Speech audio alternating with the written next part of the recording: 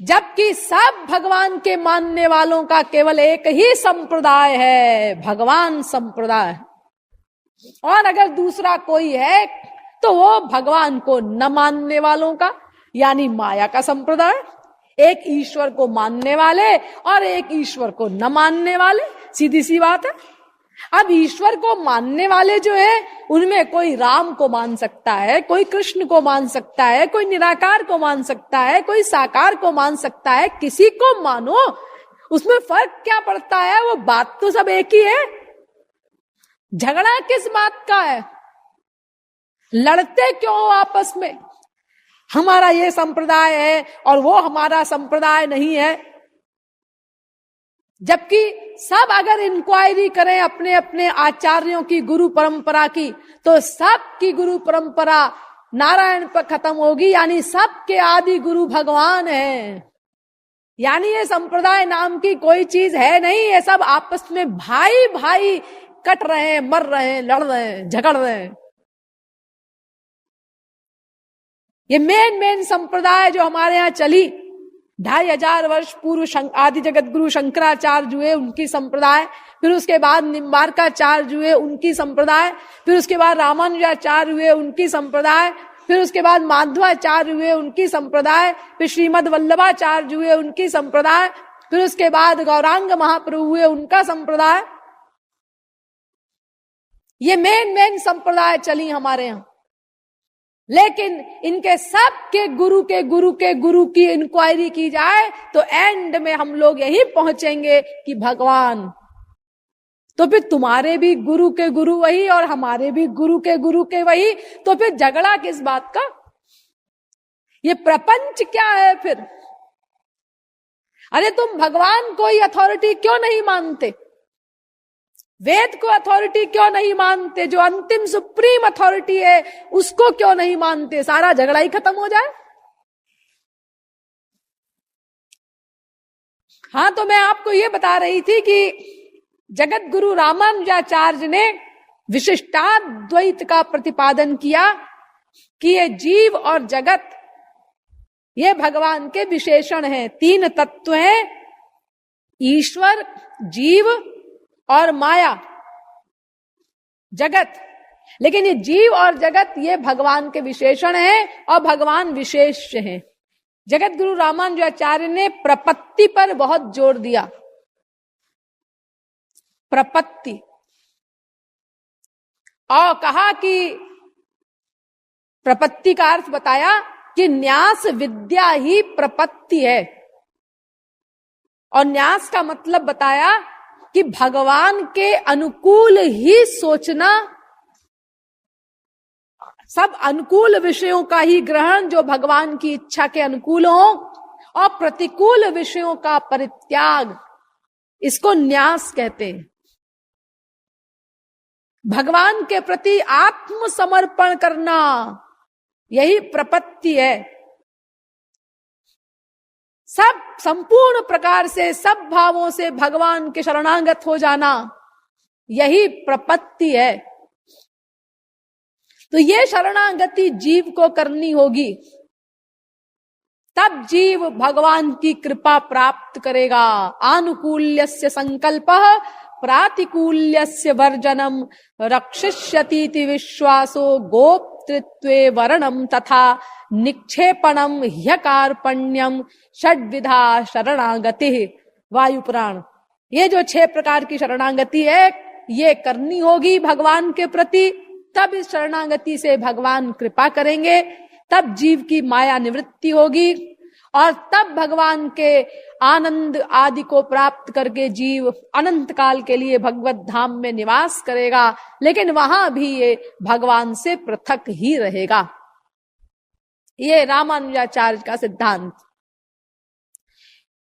अब इसके बाद आते हैं जगत गुरु माध्वाचार्य। इन्होंने भी यही कहा कि जीव और ब्रह्म पृथक पृथक हैं और जितनी अद्वैतवादिनी ऋचाएं हैं वेदों में ये गौणार्थक हैं, पारमार्थिक नहीं है। इनके सिद्धांत को द्वैतवाद कहा जाता है। और उसका एक और नाम भी है स्वतंत्र, यानी स्वतंत्र भी है, अस्वतंत्र भी है। इन्होंने 5 प्रकार के भिन्न माने, यानी जीव और भगवान भिन्न है, उसके 5 अंग माने। ये कहते हैं कि ईश्वर, जीव और माया, ये 3 तत्व वेद सम्मत माननीय है, नित्य है। और 5 प्रकार से भिन्नता बताई इन्होंने। नंबर 1, जगत से ईश्वर भिन्न है। नंबर 2, जीव से ईश्वर भिन्न है। नंबर 3, जगत से जीव भिन्न है। नंबर 4, जीव से जीव भिन्न है। नंबर 5, ये स्थूल जगत जो कार्य रूप है, इसका प्रत्येक अंश से भिन्न है। ये 5 प्रकार के भिन्न बताए। इसको पंच प्रपंच भी कहते हैं। नंबर 1 फिर से सुन लीजिए, जगत से ईश्वर भिन्न, जीव से ईश्वर भिन्न, जगत से जीव भिन्न, जीव से जीव भिन्न, और स्थूल जगत के प्रत्येक अंश से उसका प्रत्येक अंश भिन्न, पृथक। और माध्वाचार्य ने भी यही बताया कि भाई भक्ति के द्वारा ही जीव का कल्याण होगा। उसको भक्ति करनी पड़ेगी भगवान की शरण में जाकर के। कृष्ण त्वदीय पद पंकज पंजरान्ते अद्यैव मे विशतु मानस राज हंसः प्राण प्रयाण समये कफवात पित्तैः कंठावरोधन विधौ स्मरणं कुतस्ते।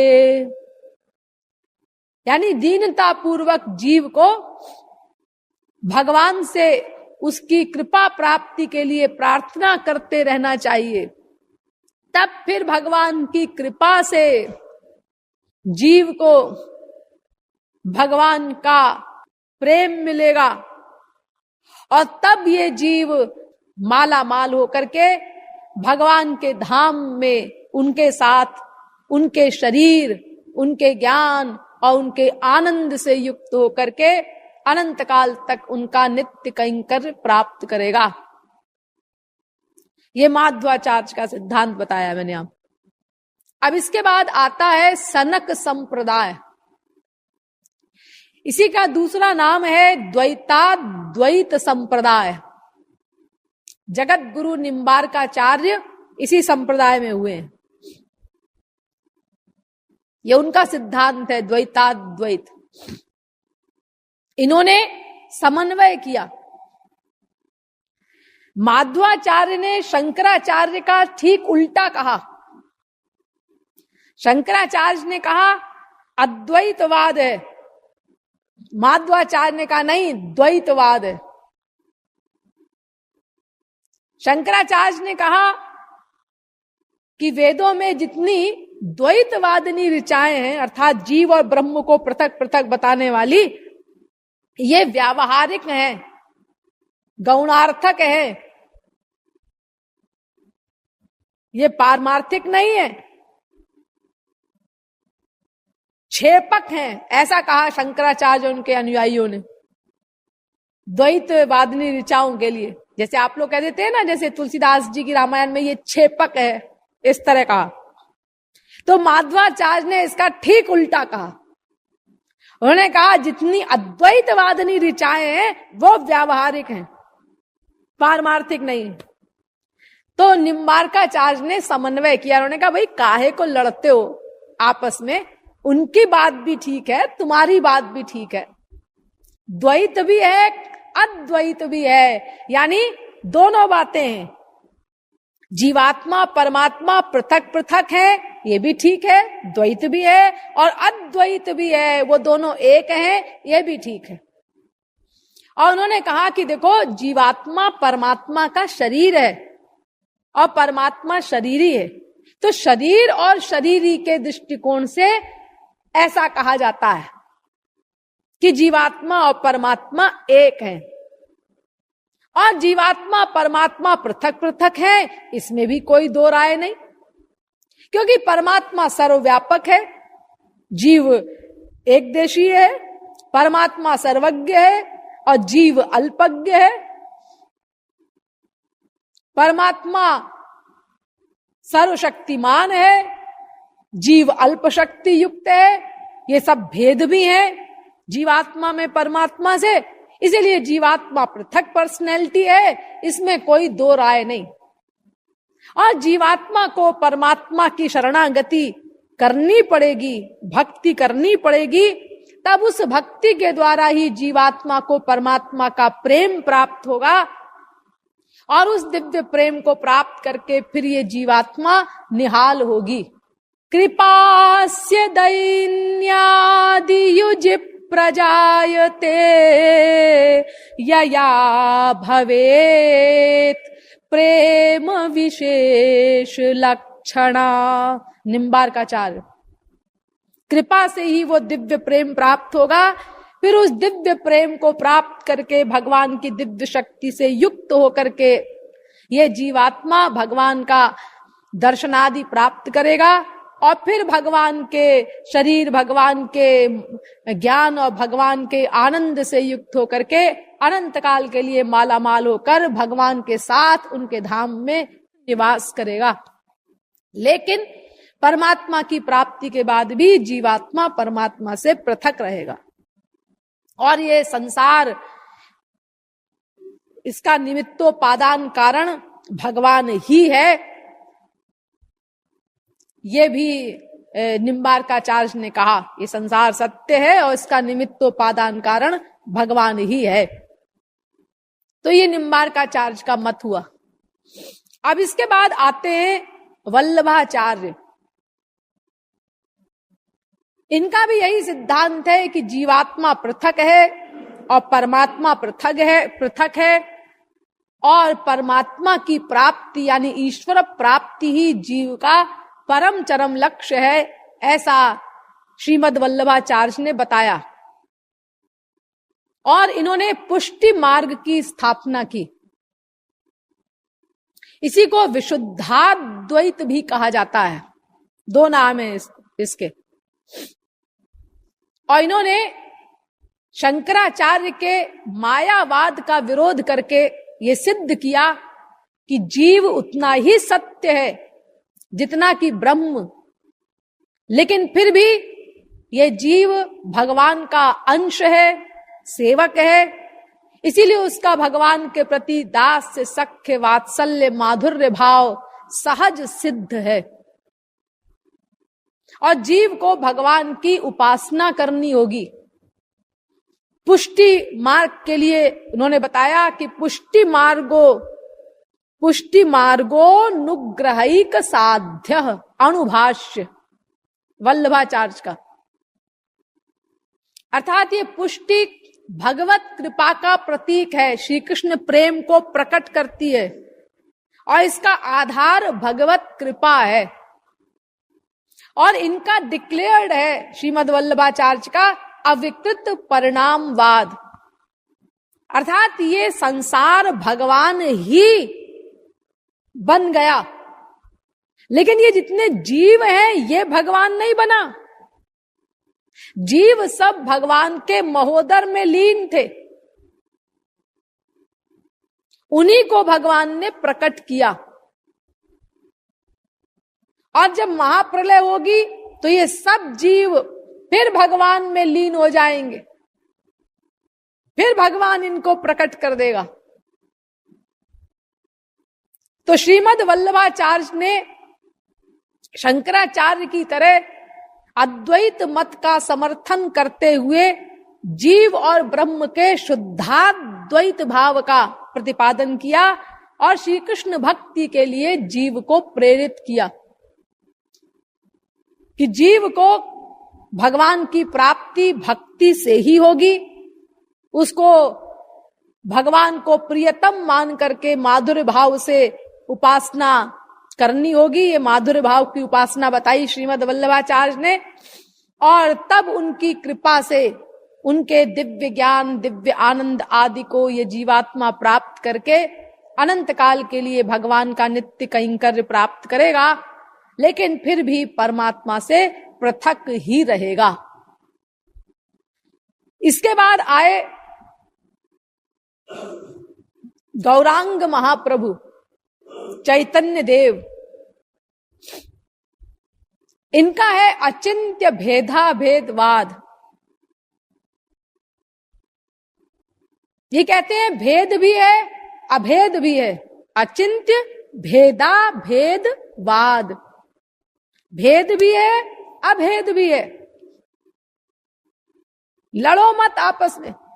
इन्होंने अपने से पहले वाले जगत गुरुओं का समन्वय किया। इन्होंने माध्वाचार्य के भागवत के भाष्य का सम्मान किया, यानी उसको अपनाया, स्वीकार किया, और निम्बार्काचार्य के द्वैताद्वैत सिद्धांत को भी इन्होंने स्वीकार किया, और श्रीमद् वल्लभाचार्य का माधुर्य भाव से भगवान की उपासना, इस सिद्धांत को भी उन्होंने स्वीकार किया। इन्होंने सबका समन्वय किया और उन्होंने कहा कि भाई जीव और ब्रह्म एक है, ये भी ठीक है, और उनमें भेद है, अलग अलग है, ये भी ठीक है। अंश अंशी के दृष्टिकोण से ऐसा कहा जाता है। जीव भगवान का अंश है, तो अंश होने के कारण वो एक भी है और पृथक पृथक भी है। अभिन्नस तद वपुष्ट्वे नाणुत्वेन ब्रह्मणः पृथक, अर्थात जीव ब्रह्म का अंश है। इस दृष्टि से अंश अंशी एक भी कहे जा सकते हैं, लेकिन भगवान विभु है, जीव अणु है, ये भेद भी है। जीव और ब्रह्म में पृथक पृथक पर्सनैलिटी है। एक श्लोक है बहुत सुंदर, मायावाद मदांधकार मुषित प्रज्ञोऽसि यस्मादहं ब्रह्मास्मीति मुहुर्मुहुर्वदसि रे जीवत्वमुन्मत्तवत् ऐश्वर्यं तव कुत्र कुत्र विभूता सर्वज्ञता कुत्र ते तन्मेरोरिव सर्षपेण हि भिधा जीवत्वया ब्रह्मणः। ए जीव, तू आउट ऑफ कंट्रोल मत हो जा। तू भगवान बनना चाहता है, बता तू सर्वज्ञ है? नहीं, मैं सर्वज्ञ कहाँ हूं, मैं तो अल्पज्ञ भी बहुत नीची क्लास का हूं। अच्छा, तू सर्वव्यापक है क्या? अजी मैं कहां सर्वव्यापक हूं, मैं तो अपने घर में ही व्यापक नहीं हूं। 4 कमरे हैं हमारे घर में, एक कमरे में हूं और बाकी कमरों में नहीं हूं, तो मैं कहां सर्वव्यापक हूं? तो तू सर्वज्ञ भी नहीं है, तू सर्वव्यापक भी नहीं है। और भगवान के लिए वेद क्या कहता है? यह सर्वज्ञ सर्वविद्यस्य ज्ञानमयं तपः। मुंडकोपनिषद पहले मुंडक के पहले खंड का 9वां मंत्र। भगवान सर्वज्ञ है। और एको देवः सर्वभूतेषु गूढ़ः सर्वव्यापी सर्वभूतांतरात्मा कर्माध्यक्षः सर्वलोकाधिवासः साक्षी चेता केवलो निर्गुणश्च। श्वेताश्वतरोपनिषद 6वें अध्याय का 11वां मंत्र। वो सर्वव्यापक है।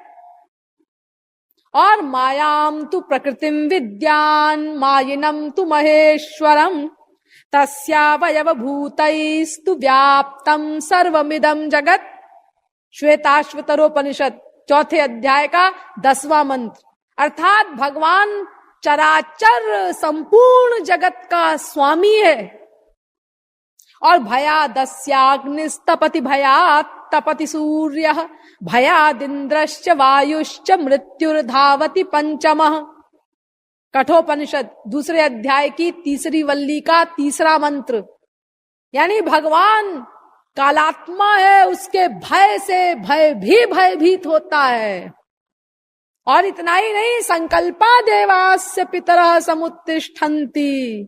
भगवान ऐसा सत्य संकल्प है कि सोचा संसार बन गया, सोचा संसार का प्रलय हो गया, कुछ करना वरना नहीं, एक शब्द भी नहीं बोलना, हाथ पैर वगैरह उठाने की कौन कहे, केवल सोचा और संसार का निर्माण, संसार का प्रलय, सब कुछ हो रहा है। और जीव, उसकी क्या फटीचर हालत है। जीव बेचारा सारे जीवन संकल्प, चेष्टा, क्रिया सब कुछ करके हार गया, लेकिन लखपति बनने की कामना पूरी नहीं हुई, करोड़पति बनने की कामना पूरी नहीं हुई, यानी एक भी कामना पूरी नहीं हुई। हाँ, आप लोग कभी कभी बड़े लाड़ में कहते हैं हमारी बहुत इच्छा थी, बड़ी कामना थी कि मसूरी देखाएं एक बार, और अब की बार हुआ है, कामना पूरी हो गई। किस बेवकूफ ने कह दिया कि मसूरी जाने से मसूरी देखने की कामना पूरी हो जाएगी। हाँ, बोलते आप लोग ऐसे ही हैं। अजी वो कोई पूछे यहां रसगुल्ले रखे थे, तुमने खाए क्या? अरे हम क्यों खाएंगे जी रसगुल्ले, मैं कोई रसगुल्ले का भिखारी हूं क्या? मैंने बहुत रसगुल्ले खाए हैं भाई, बहुत बड़े घर का हूं ना मैं, जैसे मुझे कोई रसगुल्ले की बीमारी नहीं है। श्रीमान जी, आप बिल्कुल गलत बोल रहे हैं। जिसने बहुत रसगुल्ले खाए हैं ना, उसी को रसगुल्ले की कामना होगी। जिसने सिगरेट पी है, उसी को सिगरेट खोपड़ी में पिंच करेगी। जिसने शराब पीता है जो, उसी को शराब खोपड़ी में आ करके पिंच करेगी कि हमको पियो। जो दिन में 4 बार पीता है, उसी को चाय की कामना होगी। जो 6 महीने में एक बार पीता है, उसको क्या कामना होगी, मिले तो ठीक, ना मिले तो ठीक। तो ये कामना जो है, ये कामना की पूर्ति से पूरी नहीं होती, ये और बढ़ती है। न जातु कामः कामाना उपभोगेन शाम्यति हविषा कृष्णवर्तमेव भूय एवाभिवर्धते। भागवत 9वें स्कंद के 14वें अध्याय का 24वां श्लोक। जितनी कामना पूरी करोगे उतनी कामना और बलवती हो जाती है, यानी वो अतृप्ति ही बनी रहेगी, कामना पूरी नहीं होगी। तो गौरांग महाप्रभु ने, चैतन्य महाप्रभु ने अचिंत्या भेदाभेदवाद का सिद्धांत बताया और ये कहा कि भाई वो जीवात्मा और परमात्मा में भेद भी है और अभेद भी है, दोनों बातें ठीक है। और इन्होंने कहा कि एक बात और कही इन्होंने, जितने बाकी जगत गुरु लोग हुए, इन्होंने 3 तत्व बताए नित्य माने, एक ईश्वर, एक जीव और एक माया। ये 3 तत्व हैं, ये नित्य हैं। गौरांग महाप्रभु ने एक तत्व और बताया, वो क्या है? काल। काल को भी माना इन्होंने। और नाम संकीर्तन के द्वारा श्री कृष्ण भक्ति का प्रचार किया गौरांग महाप्रभु ने। चेतो दर्पण मार्जनम भव महादावाग्नि निर्वापणम श्रेयः कैरव चंद्रिका वितरणम विद्यावधू जीवनम आनंदाम्बुधिवर्धनम प्रतिपदम पूर्णामृतास्वादनम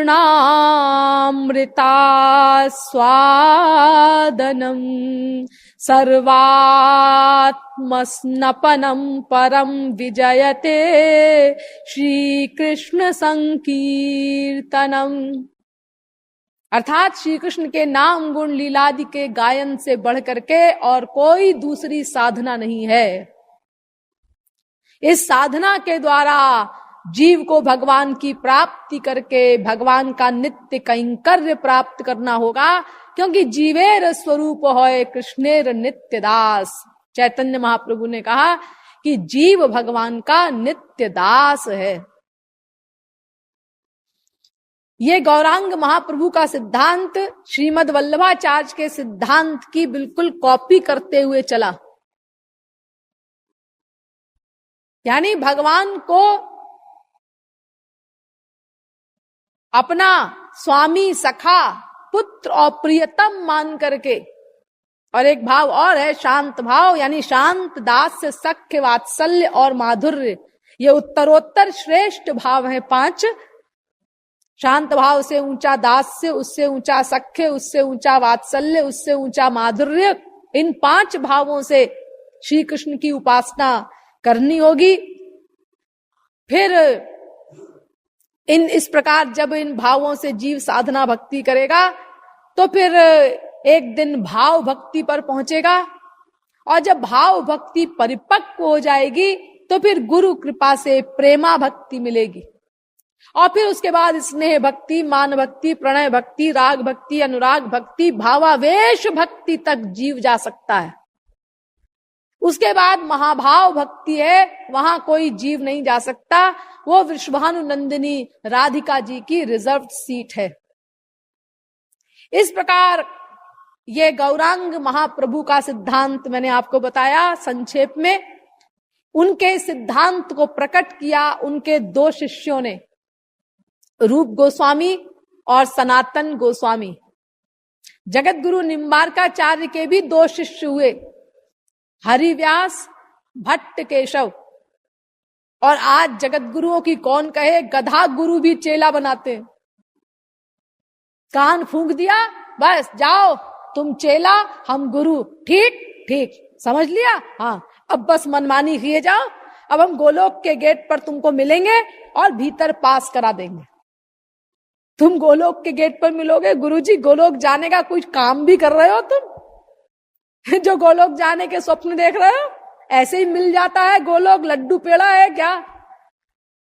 गुरु शिष्य अंध बधिर के लेखा, एक न सुनाई एक नहीं देखा। तो इस प्रकार देखिए, ये 3 जगत गुरु लोग, वैष्णव जगत गुरु रामानुजाचार्य, जगत गुरु माध्वाचार्य, जगत गुरु निम्बारकाचार्य, इन लोगों ने, और 2 संप्रदाय प्रवर्तक आचार्य, श्रीमद् वल्लभाचार्य, चैतन्य महाप्रभु, गौरांग महाप्रभु, एक सा सिद्धांत सबका बताया मैंने अभी आपको कि जीवात्मा परमात्मा से पृथक है, और जीवात्मा को परमात्मा की शरणागति करनी होगी, भक्ति करनी होगी, तब परमात्मा की कृपा प्राप्त होगी, और तब परमात्मा की कृपा से जीवात्मा माया निवृत्ति प्राप्त करके परमात्मा के लोक में परमात्मा के साथ नित्य निवास करेगा। ये सब का एक सा सिद्धांत है। अब इसके बाद आते हैं, यानी है तो ये सबसे पहले के जगत गुरु, आदि जगत गुरु शंकराचार्य, ये सबसे पहले हुए, लेकिन इनके सिद्धांत को मैं अब ले रही हूं क्योंकि इनका सबसे अलग है ना सिद्धांत। ये कहते हैं जीवात्मा ही परमात्मा है, और चैलेंज के साथ हर ग्रंथ का इन्होंने यही अर्थ किया कि जीवात्मा ही परमात्मा है। इनके मत को अद्वैत मत कहा जाता है, अद्वैतवाद। ये अद्वैतवाद क्या है? अद्वैतवाद माने मैं तुम मैं तुम मैं, फिर तुम नहीं, खाली मैं, फिर मैं भी नहीं, हो गया अनिर्वचनीयम, अद्वैतवाद। इन अद्वैतवादियों का सबसे पहला सिद्धांत है तत्त्वमसि, यानी तू वह है, तू वह है। इसका मतलब 2 तत्व हो गए, तू और वह। नहीं नहीं नहीं नहीं नहीं, अयम आत्मा ब्रह्म, अयम आत्मा ब्रह्म, यानी ये आत्मा ब्रह्म है, यानी आत्मा और ब्रह्म ये दो तत्व हो गए। नहीं नहीं नहीं नहीं, प्रज्ञानम ब्रह्म। अच्छा, यानी ये ज्ञान ब्रह्म है, तो ज्ञान और ब्रह्म ये दो चीजें हो गई। नहीं नहीं नहीं नहीं, फिर अहम ब्रह्मास्मि, मैं ब्रह्म हूं। अच्छा, मैं और ब्रह्म ये दो हो गए। अरे नहीं नहीं नहीं नहीं, फिर क्या? अनिर्वचनीयम, यानी बता नहीं सकते क्या है। अज्ञातवाद, यानी इन अद्वैतवादियों को अर्थात शाब्दिक ज्ञानी को अगर चार्वाक का भाई कहा जाए तो अत्युक्ति नहीं होगी। चार्वाक भी यही कहता है, कोई धर्म अधर्म स्वर्ग नरक कुछ नहीं है, बस जो कुछ है वो अपना शरीर ही है।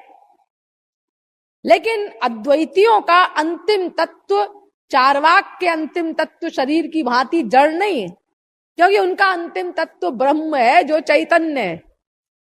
लेकिन वो भी यही कहते हैं, कोई धर्म कर्म स्वर्ग नरक कुछ नहीं, बस सब कुछ ब्रह्म है, अहम ब्रह्मास्मि। यानी ये दोनों तरफ से गए, संसार से भी गए और परमार्थ से भी गए। संसार से तो कोई मतलब रहा नहीं इनका, हाँ, और परमार्थ से भी गए, क्योंकि जब अपने को ही ब्रह्म मान लिया तो अब कोई भक्ति वक्ति करने का सवाल ही नहीं पैदा होता। इस प्रकार ये दोनों तरफ से गए।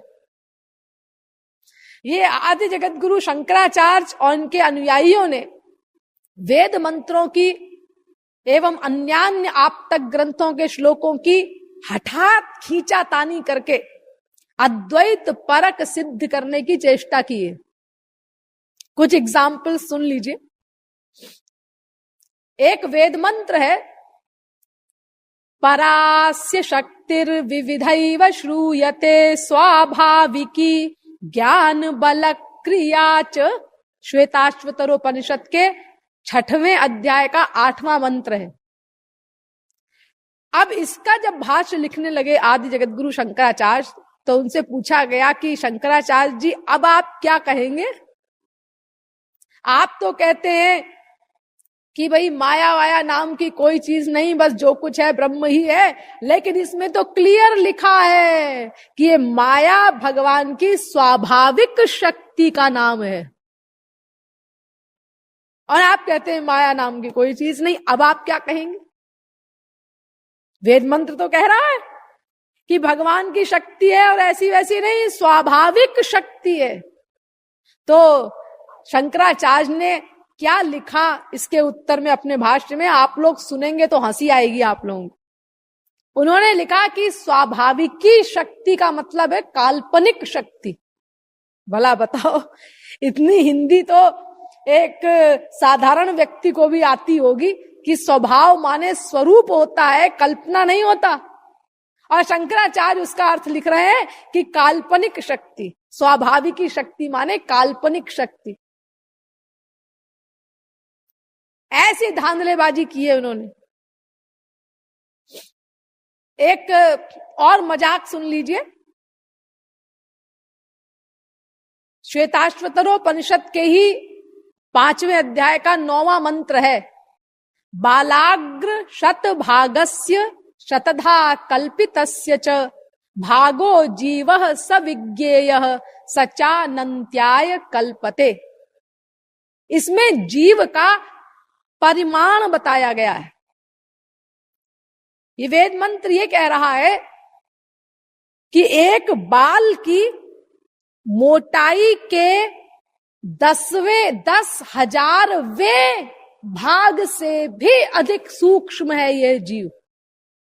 बालाग्र यानी एक बाल की, ये जो अग्रभाग है बाल का, मोटाई, इसके 10,000 टुकड़े करो, उससे भी अधिक सूक्ष्म है ये जीव।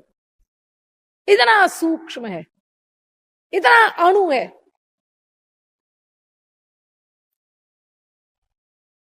और ये 3 पंक्तियों में ऐसा कहा गया, बालाग्र शत भागस्य शतधा कल्पितस्य च भागो जीवः स विज्ञेयः। यानी जो इतना सूक्ष्म हो, बाल के 10,000वें भाग से भी अधिक सूक्ष्म, उसको तुम जीव समझो, जीव जानो, ये वेद कह रहा है। और चौथी लाइन है इसकी, सच्चानंत्याय कल्पते। तो अब शंकराचार्य से पूछा गया कि अब आप इस वेद मंत्र का क्या अर्थ करेंगे, क्योंकि इसमें तो बिल्कुल क्लियर लिखा है कि जीव अणु है, एक बाल की मोटाई के 10,000वें भाग से भी अधिक सूक्ष्म है, और आप तो कहते हैं विभु है। अब आप क्या करेंगे इस वेद मंत्र का?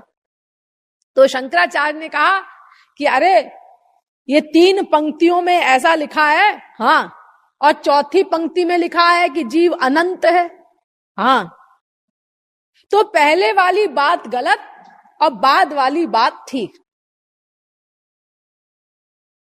पहले की 3 पंक्तियां गलत और बाद में चौथी पंक्ति में जो लिखा है वो ठीक है। और चौथी पंक्ति का, उस अनंत शब्द का उन्होंने क्या अर्थ किया जो उसको ठीक कह रहे हैं, उसका अर्थ उन्होंने अपने हिसाब से किया। ये अनंत शब्द के अकार्थ लिखा आदि जगत गुरु शंकराचार्य ने कि अनंत माने विभु। बताओ, ये अनंत शब्द का अर्थ भी आप लोग समझते होंगे कि अनंत माने होता है जिसका अंत न हो, जिसका अंत न हो उसको अनंत कहते हैं। ये भगवान और जीव के लिए ये अनंत शब्द का प्रयोग किया जाता है ना। भगवान और जीव अनादि हैं, अनंत हैं। आप लोग भी अनंत शब्द का बहुत प्रयोग करते हैं, अनंत काल तक ऐसे बोलते हैं ना। तो अनंत शब्द का मतलब होता है जिसका अंत न हो। तो जीवात्मा का कभी अंत नहीं होता ना, क्योंकि जीवात्मा तो नित्य तत्व है। वेद का चैलेंज है, न जायते म्रियते वा विपश्चित,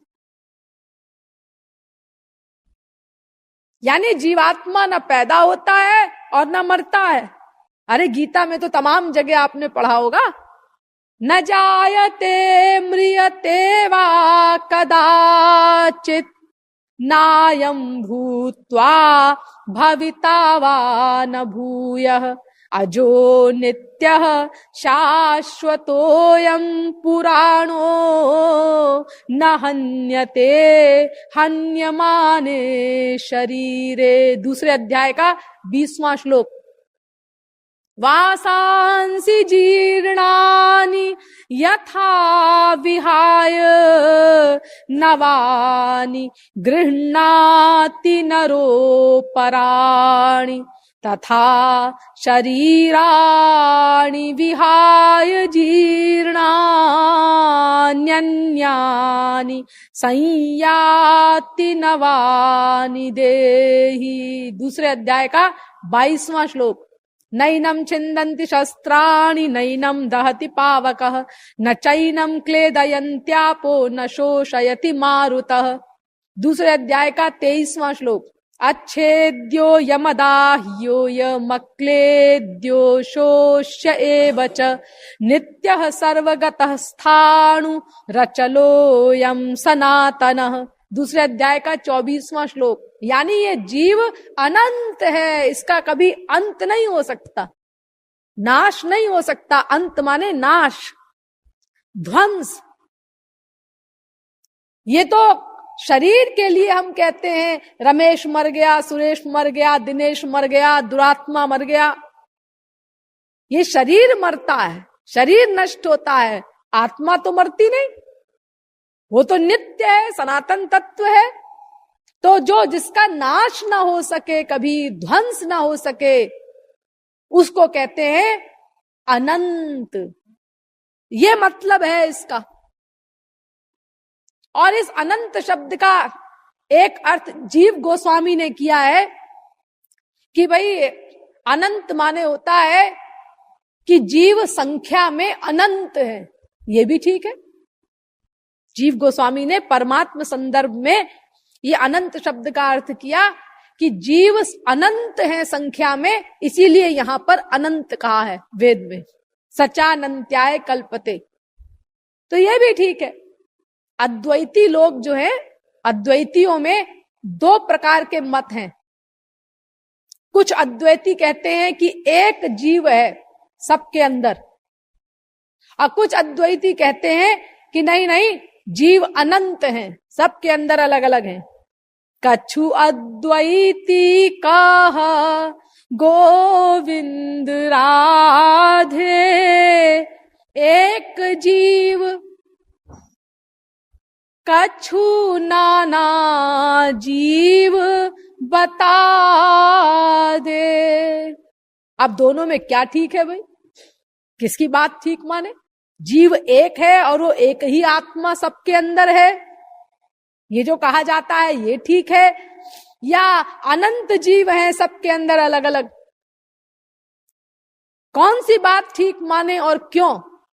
तो इस प्रश्न का न डिफिकल्ट प्रश्न है, लेकिन हमारे महाराज जी ने अपने राधा गोविंद गीत के केवल एक दोहे में इसका इतना सुंदर और सरल समाधान कर दिया कि गधा भी हमेशा के लिए समझ जाए, फिर उसको कभी डाउट ही ना हो सके। इतना लॉजिकल और सुंदर उत्तर दे दिया उन्होंने कहा, जीव तो है अनंत गोविंद राधे, अनंत जीव हैं, एक नहीं। और उसका कारण बताया बड़े सुंदर ढंग से लॉजिक देके, एक मरे तो सब मरे ना बता दे। अरे ये प्रमाण है स्पष्ट। अगर एक ही जीव सबके अंदर होता तो अगर एक मरता तो सब मर जाते, लेकिन ऐसा नहीं होता। एक आदमी मरा तो सब नहीं मर गए, इसका मतलब सबके अंदर अलग अलग जीव है। कितना सुंदर समाधान कर दिया। तो देखो, ये अनंत शब्द के दो अर्थ होते हैं। न अंत बराबर है अनंत, यानी जिसका कभी नाश ना हो सके, अंत ना हो सके, ईश्वर अंश जीव अविनाशी।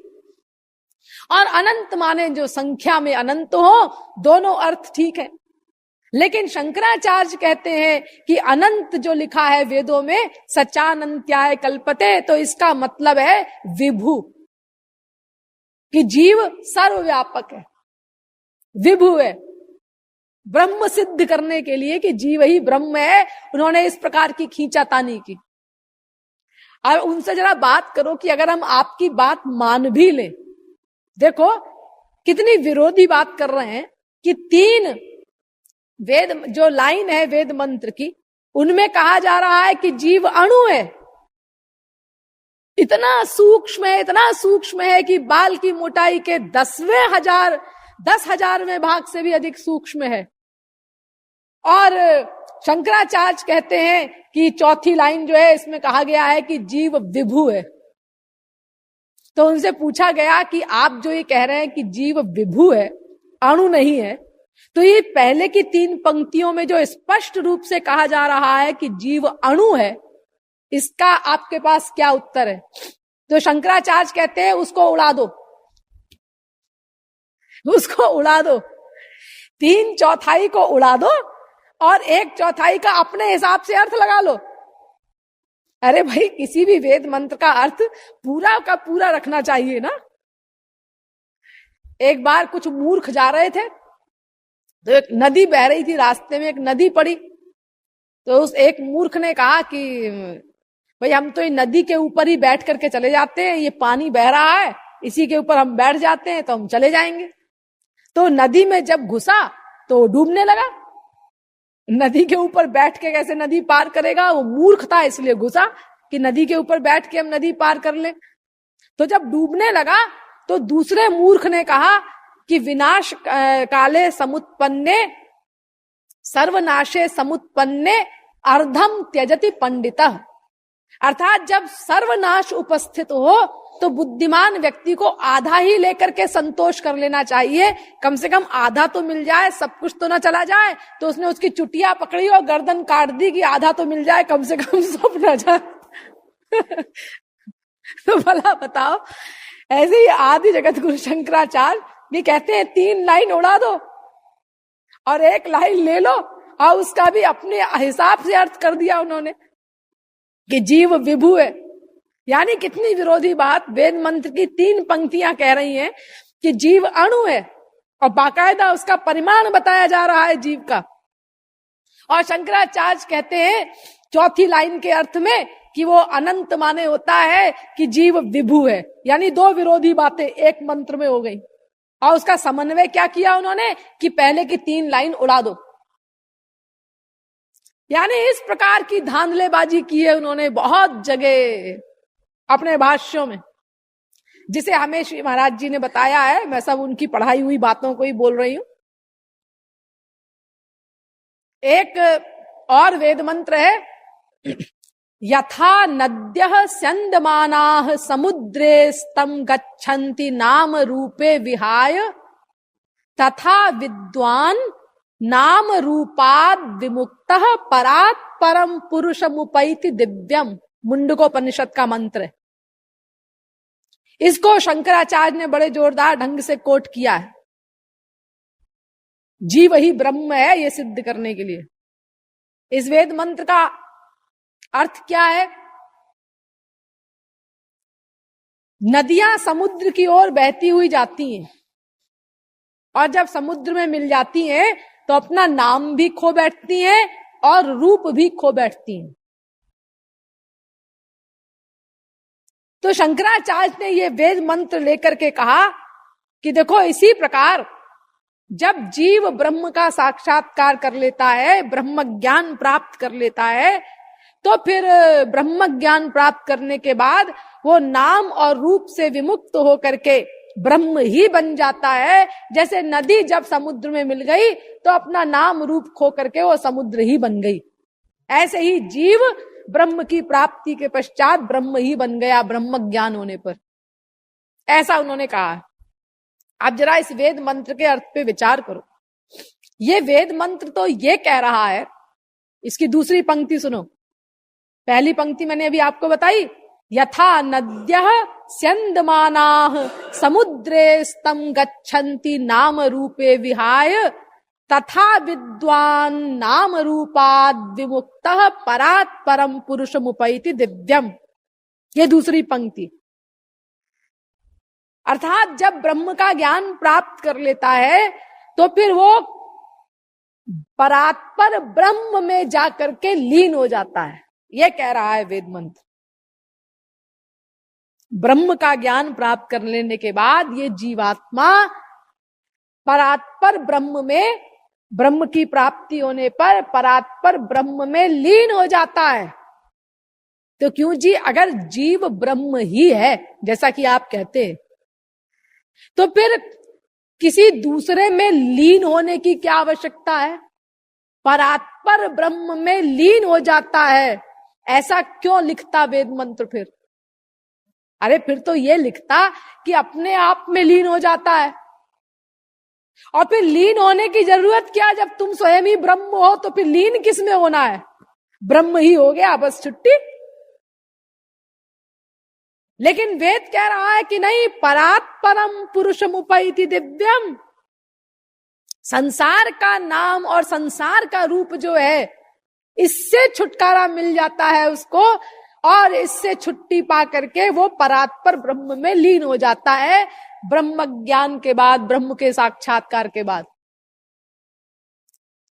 इसी प्रकार एक अन्य वेद मंत्र है, ब्रह्म विदाप्नोति परम, अर्थात पर ब्रह्म को प्राप्त होता है। तो जब खुद ही ब्रह्म है तो किसी पर को प्राप्त होने की क्या आवश्यकता है? ये क्यों कहता है फिर वेद? इसी प्रकार एक और भी है वेद मंत्र, एवं संप्रसादोत्स्मात् शरीरात् समुत्थाय परम ज्योति रूपम संपद्य स्वेन रूपेणाभिनिष्पद्यते। वेद कहता है, अर्थात जब ये जीव ब्रह्म का साक्षात्कार कर लेता है तो एवं संप्रसादोस्मात् शरीरात्, अपने शरीर से निकल करके ये जीवात्मा शरीरात समुत्थाय परम ज्योति रूपम संपद्य, परम ज्योति रूप प्राप्त करके स्वेन रूपेण अभिनिष्पद्यते, अपने रूप से लीन होता है ब्रह्म में।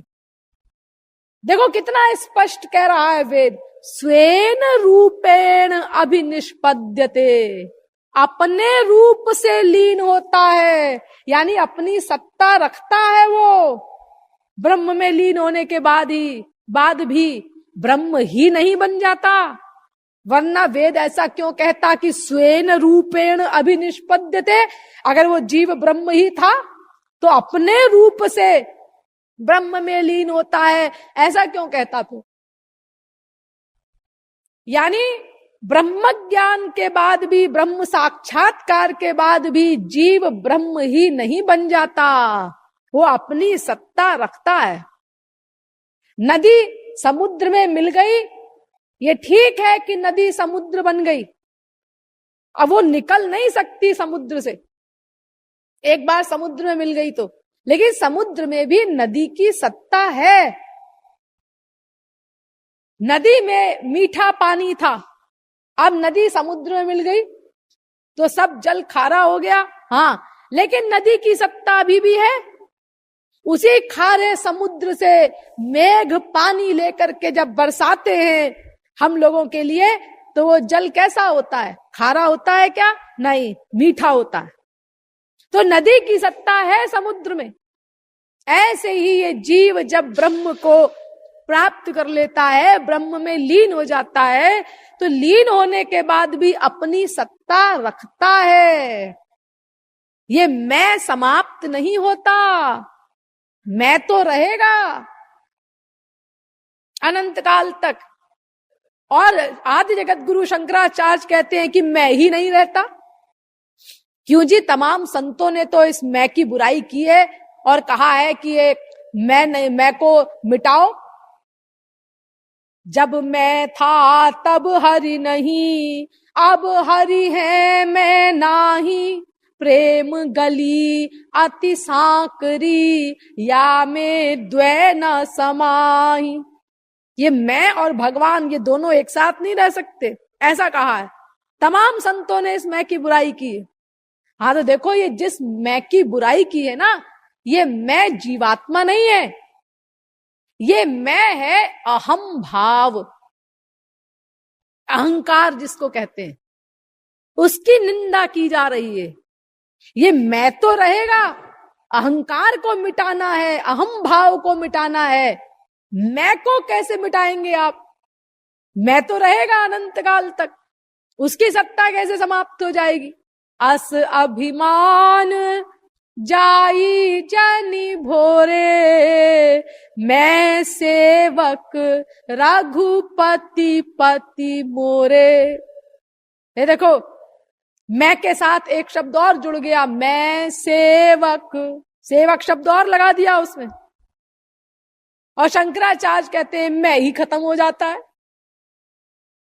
भवबंधच्छिदे तस्मै स्पृहयामि न मुक्तये, भवान प्रभुरहं दास इति यत्र विलुप्यते। हनुमान जी कह रहे हैं मैं ऐसी मुक्ति नहीं चाहता जिसमें केवल मैं बचे। मैं सेवक हूं भगवान का, ये खत्म हो जाए। मैं दास, और खाली दास मिट करके केवल मैं बचे, ऐसी मुक्ति मैं नहीं चाहता। और शंकराचार्य कहते हैं मैं भी नहीं बचता। जबकि यही शंकराचार्य, ध्यान दीजिए, एक वेद मंत्र है, मुक्ता अपि हि एनम उपासते, अर्थात मुक्त भी श्री कृष्ण की भक्ति करता है। इस वेद मंत्र के भाष्य में स्वयं आदि जगत गुरु शंकराचार्य ने लिखा है, साफ साफ सुन लीजिए शांकर भाष्य। मुक्ता अपि लीलया विग्रहं कृत्वा त्वाम भजन्ते, अर्थात मुक्त होने के बाद भी फिर से शरीर धारण करके श्री कृष्ण की भक्ति करता है। ये वही शंकराचार्य लिख रहे हैं। तो अगर मैं ही नहीं रहता, मैं ही खत्म हो जाता है, तो फिर कैसे शरीर धारण करके भगवान की भक्ति करता है वो? एक गीता का श्लोक है, ममैवांशो जीवलोके जीवभूतः सनातनः। ये बहुत बार आप लोगों ने सुना है। 15वें अध्याय का 7वां श्लोक है। भगवान श्री कृष्ण कह रहे हैं कि जीवात्मा मेरा ही अंश है, और ऐसा वैसा अंश नहीं, सनातन अंश है। तो जगत गुरु शंकराचार्य जब इस श्लोक का भाष्य लिखने लगे तो बड़े घबराए कि अब क्या करें,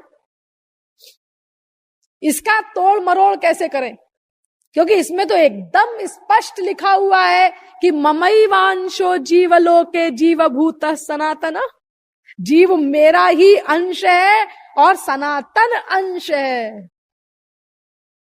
तो जब कुछ कहते नहीं बना, उसको खींचा तानी करते, तोड़ मरोड़ना नहीं बना जब, तो शंकराचार्य ने कहा कि ऐसा है कि अगर हम ये मान लेंगे कि जीव भगवान का अंश है, तो फिर ब्रह्म निरवयव सिद्ध नहीं होगा, वो सावयव सिद्ध हो जाएगा, उसके टुकड़े हो जाएंगे।